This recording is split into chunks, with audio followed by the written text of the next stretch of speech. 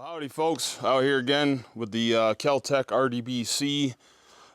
Just wanted to give you guys a little update on this. I have been shooting it quite a bit off camera since the last video. As you've seen, there's snow on the ground on the last one, so it's been a little while. I probably got a couple hundred more rounds, probably 200 or 300 more rounds through this thing since the last video, mostly shooting the 62 grain ball ammo, 55 grain ball ammo, you know, all the cheap stuff. But I wanted to kill two birds with one stone today, give you a little update on this, let you guys know it is running reliably. Still don't know as I'd recommend it because I did have to send it back for repair, but it seems to be squared away now. So accuracy, you know, is very subpar with this thing. I think they kind of have a reputation for that. I did go ahead and try some 77 grain Sierra Match King loads by Atomic. They seem to group pretty decent at 50 yards. But, you know, those are $20 a box, and I'm not really too interested in paying $1 a round for this thing. I mainly just want to bang out some rounds. Well, I think I come across something that I'm pretty excited about. It's the Hornady Frontier 55 grain soft point. I think that really will be like the ultimate, really just defensive ammo, hunting ammo, whatever you want to try it in. I wish we would have recorded it, but when Garrett was up, we tried it through his bolt action, the Ruger American, and it shot an inch group out of that. So, you know, it's decent ammo, but not only that, it's offered at $9 a box. So, I mean, that's pretty awesome. So anyway, we're going to compare the 55 grain soft points versus the more conventional 62 grain ball ammo. We're going to shoot some water jugs. I'm going to line up 3 water jugs at about 50 yards and just see if we can tell any difference between the terminal ballistics between the two bullets. And I also got some 60 grain VMAX loads by Ammo Incorporated as well, so we're going to try some of that as well. Alright, so I'll give you guys a little rundown here on my setup. Got this American Eagle bulk pack load 62 grain ball. Not going to shoot any of this on camera today, but I will show you the group I shot with this earlier today. Actually shot pretty decent. This is that 77 grain. See if this camera would focus. This is that 77 grain Sierra Match King, tip Match King that is. Pretty expensive stuff. I don't know if I'm going to buy any more of it. Then we've got this Frontier load, the 55 grain soft point. Been pretty impressed with these so far. They're reliable. I mean, they're accurate considering I'm shooting them through a Kel-Tec. I mean, and then I've got the Ammo Incorporated 60 grain VMAX. These are like $12 a box, so that's really not too bad for a premium hunting bullet. And we're going to be testing these out and all these jugs here. We're going to try this ball round first, which I think is just going to kind of pass through, not really cause any hydrostatic shock. We'll see. I could be wrong on that. I do think that the Frontier is going to be a little more impressive on the terminal side. I think it's going to get good penetration. I think it's going to probably blow the second jug up. So we'll see. And then I have a theory that this VMAX, because this is just a varmint bullet, I think it's probably just going to completely explode the first bottle and maybe do a little damage afterwards. But typically, varmint bullets like this, you know, they're just meant to explode. They're not meant to over-penetrate, which may or may not be a good thing for you, you know, if you're using these for like a home defense scenario.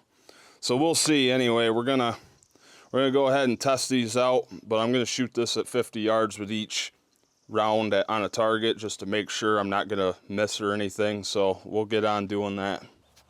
Well, we're going to go ahead and shoot a 5-shot group here at 50 yards with the 55 grain soft point ammo, just to give you guys an idea of how well this rifle and bullet perform. I'm not really promising great things, but we'll go ahead and just see what a group looks like here. Got the Howelson 403B on here. I took this off of my 22. Decided it would probably make a good home on this gun. I had a scope on it before. I didn't really like it, so.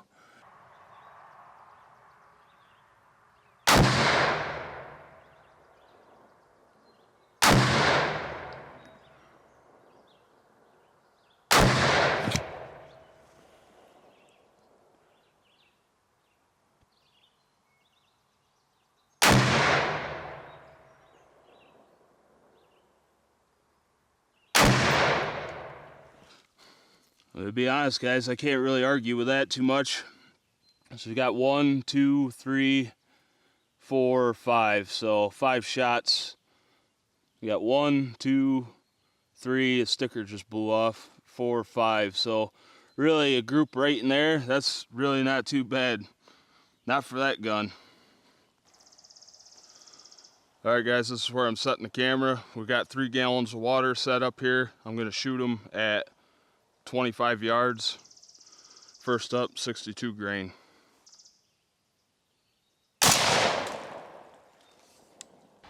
It actually did a lot more damage to one of these right here. This jug took the brunt of it. That's jug number 2. Man, that really wadded it up. A lot more than I was expecting. Take it. This is, yep, jug number 1. Jug number 1 there, so. Sorry, my thing's hanging down here. So yeah, right here's jug number 1. As you can see, really didn't do too much to that. But that ball round actually pretty much blew up on the second one. That's impressive, actually. And then come out number 3 right here. So yeah, I actually wasn't expecting that. I was expecting a clean hole all the way through. Okay, so I hit dead center there. It obviously went through dead center on this one. Looks like it might have been tumbling. Blew out the back. Then number 3 here. Can't really tell if it made it through this one. Yeah, because I'm not like seeing a real obvious entrance. Well, there you go. Let's see what the soft points do. All right, set up for the 55 grain soft point. Dang. Well, let's see what we have here now. Looks like the third one might be unscathed over there, but right here is jug number 1. Completely blew it up. Trying to find where I hit it. Looks like that might be the entrance side right there. Blew out the back.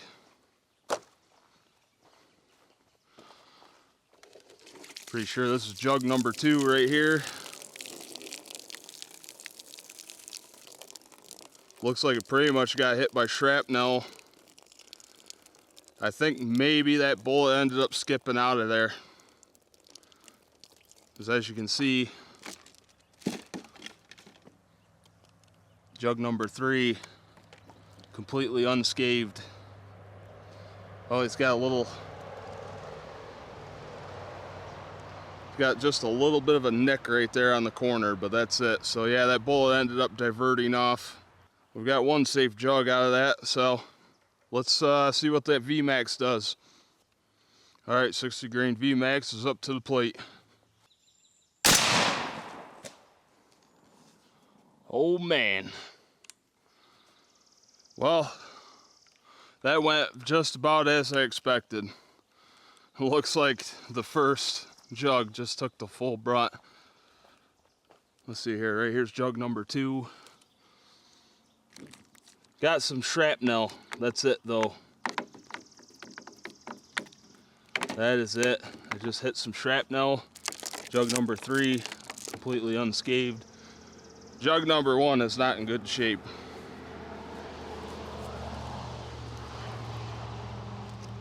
Just completely dumped all of its energy into this. You see 60 grain VMAX number 1. So that's pretty awesome, guys. You can kind of take that as you will.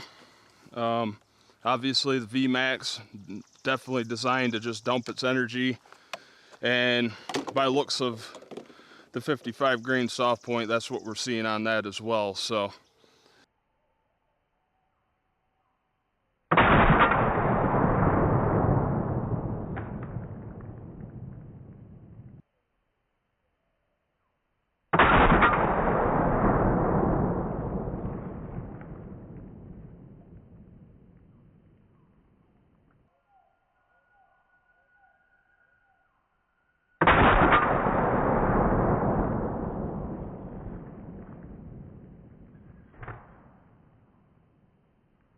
Alright guys, since I didn't give the atomic loads any love today, we're just going to finish off these last 3 jugs with that. Then we're just going to blast some rounds.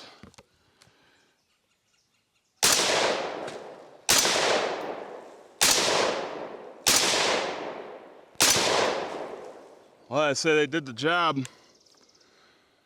Oh, see if I can hit that popper up there.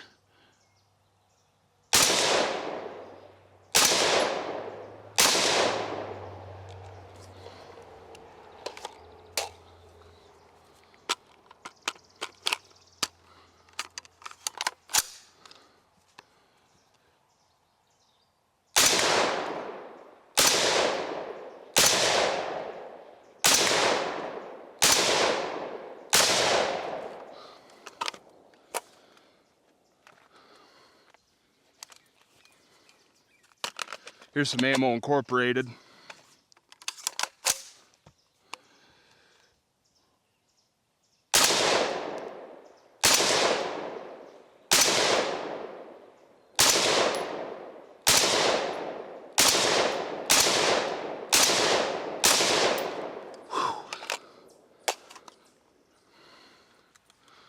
So this gun might be reliable, but it ain't accurate. 62 grain. These things are definitely not accurate.